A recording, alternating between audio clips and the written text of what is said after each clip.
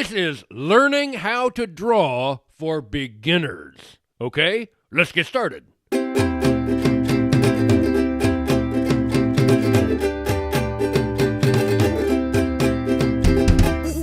Hello, everyone, and welcome to Paint by Monster with me, your host, Easel Monster. Hey, let's learn how to draw from the very beginning, okay? Let's draw something that you already know how to draw and talk our way through it. So, get your sketchbook out or some paper, something to draw on, and get yourself a tool, a pencil, a marker, a ballpoint pen, whatever. Get something to draw with, and let's get ready to draw. Now, I'm using a Blackwing pencil. This is a famous pencil. Chuck Jones loved these. Ernest Hemmingway loved these. The lead is just beautiful. It's like drawing with a piece of silk. All right, I want you to draw a capital letter A. You already know how to do this. The letter A. Here it is. A. All right. Now, I want you to thicken up the strokes of the letter A. All right? I'm starting here on this side. I'm just making the strokes of the letter A a little bit thicker than they were. You should do this yourself, okay? Not intimidating, just making the strokes a little bit thicker, that's all. Okay? Nice and even. Try to make them about the same thickness, both sides. And here's the crossbar of the letter A. Make that the same thickness as the other two sides. I'm going to work on this one a little bit more. All right, there it is. Now, go around the outside edge of the letter A, leave a little gap of space, but trace your pencil around the outside edge of the shape. When you start drawing, that's really what you need to be thinking about, tracing around the outside edge of a shape. There it is.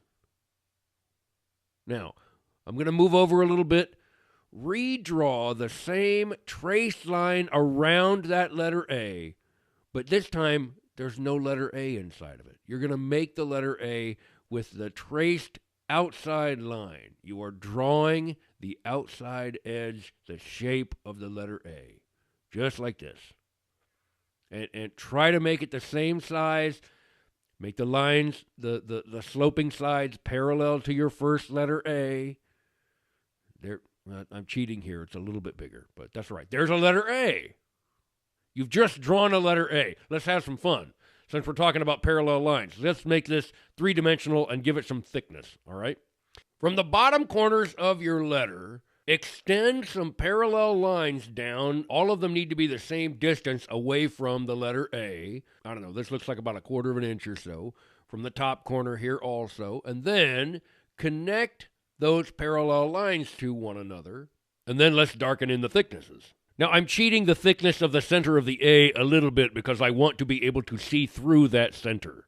The tiniest little triangle in the center of the A is the hole through the thick A. This is how you make these letters look 3D.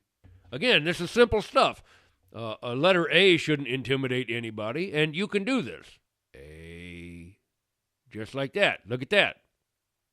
Now, what if there was a light positioned above this letter? What if this letter was hanging on a wall somewhere, and there was a light up here, and the light was coming down onto the A like this, because light travels in a straight line. What if the light was coming down like this on the A, and it were thick and sticking out from a building? It would make a shadow, okay? And if the light were powerful enough, it would spill out past the edges of this. So you can make a shadow here on the bottom of this letter, just like this. Yeah? Look at that. See, when you think about shading, it really is all about imagining where the light source is and what's in the light and what is away from the light and having the light blocked out. That's what a shadow is, the absence of light being blocked, okay? So, let's draw an actual object. I'm going to get my glue bottle. It's a nice, simple shape. It's a really easy thing. Think of this the same way you think about the letter A. I'm going to hold it in one hand, and I'm going to draw it with the other hand but I'm concentrating looking at the outside edge of the shape of this glue bottle, okay?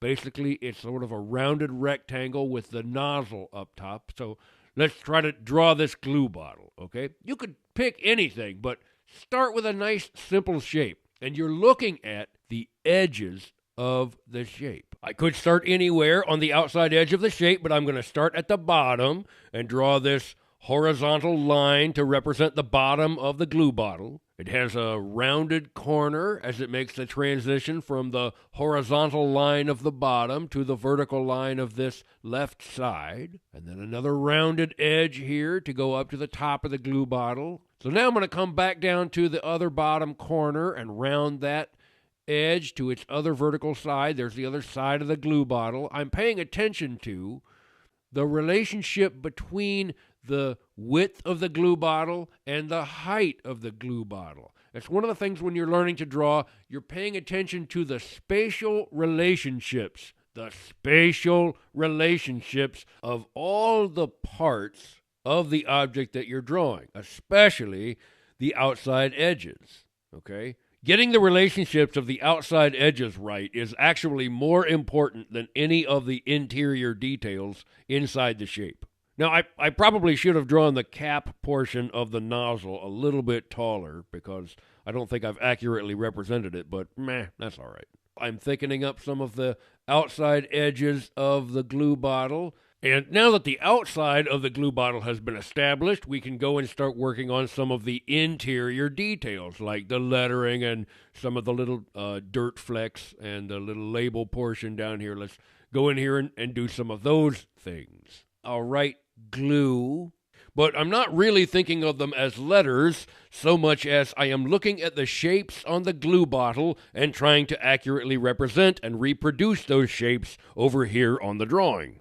When you're drawing, or actually, this is true of anything creative you ever do. Work from big to small. Get the big shapes established first, and then work down toward the details. Don't start with the details. Work from the big to the small. That's true of songwriting. That's true if you're going to bake a cake. That's true if you're going to draw a drawing, make a painting, write a play, write a novel. What's the big idea? Then work your way down to the smaller details that flesh the big idea out, okay? You may have some of the ideas of the smaller details to start with, but write them down and put them aside.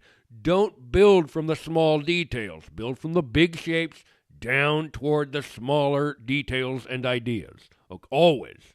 Here's the scraped off label. That's a nice sort of detail element or object here on the surface of the glue bottle.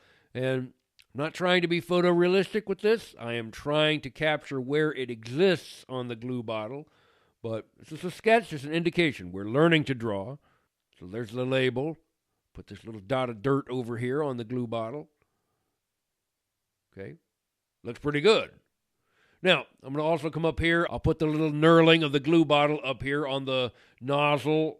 That's what those lines are called, knurling, Knurling. It's so that you can get a better grip on it with your fingers.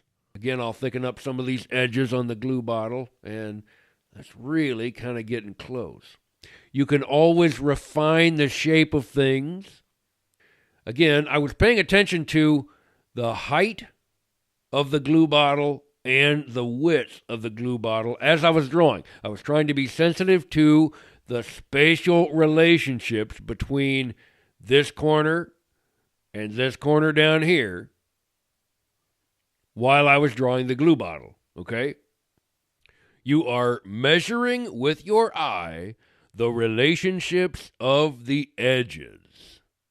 That's what you're doing when you're drawing.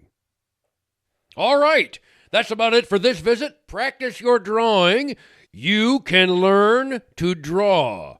I don't care how old you are or how much education you have or don't have. If you can learn to read, you can learn to draw what you see, and you can learn to draw out of your head. Actually, we did both this visit. The letter A was out of our head, and the glue bottle was a drawing from life. That was tricky of me, wasn't it? Yep, I know. But I'm a monster. Hey, man, what do you want? Next visit, we'll keep drawing inanimate objects from life, and in fact, I'll just tell you, I'm going to draw a shaving brush, a bar of soap that's been broken in half, and a disposable razor. So, it's a whole bathroom theme of objects to draw next time on Paint by Monster. If you have questions about drawing or comments about drawing, please leave them in the comments section below this video. Also, if there's something you'd like to see me draw on an upcoming video or a topic you'd like to see me talk about, please leave me a comment about it. I'm not promising I'm going to do it, but if you don't leave a comment, how am I supposed to know what you want? I can't read your mind. Not yet, anyway. Maybe someday. Man, I don't want to read your mind. I don't want to know what goes on in there. Ew. Paint by Monster is made by one monster sitting in a tiny upstairs bedroom studio smack downtown in Muncie, Indiana. Thanks for watching. Please subscribe, go make some art, and see you next time.